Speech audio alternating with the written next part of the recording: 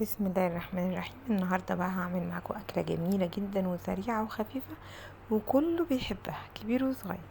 معايا دلوقتي طماطمايه وقرن فلفل، حتتين بانيه صغيرين كده كانوا عندي في التلاجة قطعتهم، وبعدين حطيت في الطاسة زيت سخن، واول ما الزيت يسخن معايا هروح جايه حاطه معاكم حتتين البانيه دول ومديالهم تشويحه كده، وهحط عليهم قرن فلفل حار وطماطميه. لو انت عايزه تحطي الفلفل بارد مفيش اي مشكله.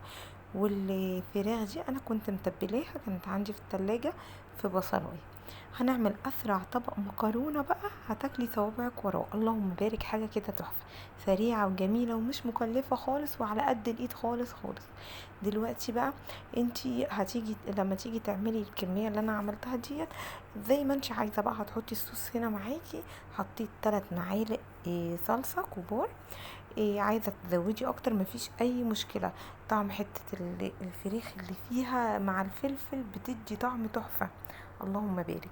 احنا دلوقتي هنيجي بعد هنسيبها حوالي 10 دقايق كده علشان نتأكد ان حتة الفرخة برضو اللي احنا حاطينها معاها استوت. انا سلقة هنا معانا كيس مكرونة اسباجيتي، كيس. عايزة تحطي الصوص ده كله بقى زي ما انت عايزة، بتحبي صوص كتير بتحبي الصوص شوية زي ما انت عايزة. انا الكمية دي معايا هتقضيني معايا الكيس كله، حوالي طبقين 3 زي ما تكون. حطيت معاكم معلقة فلفل اسود، طبعا الصوص بتاع الصلصة دوت بيحب الاسود جدا. وفي التتبيله في البصله اللي انا كنت عاملاها برضو كان فيها فلفل اسود وفيها ملح خفيف، هتحطي ملح حسب رغبتك بقى. وهتبقي عملتي في 10 دقايق ربع ساعه اسرع طبق مكرونه معانا. انا والله ابني كان جاي من الجيم بيقول لي ماما انا جعان اعملي لي حاجه سريعه، فقلت لازم اعمله برضو حاجه ولو فيها بروتين بسيط لازم نعمل. وبعدين لازم نفنن مع بعض كده اكلات جديده وجميله وسريعه جدا.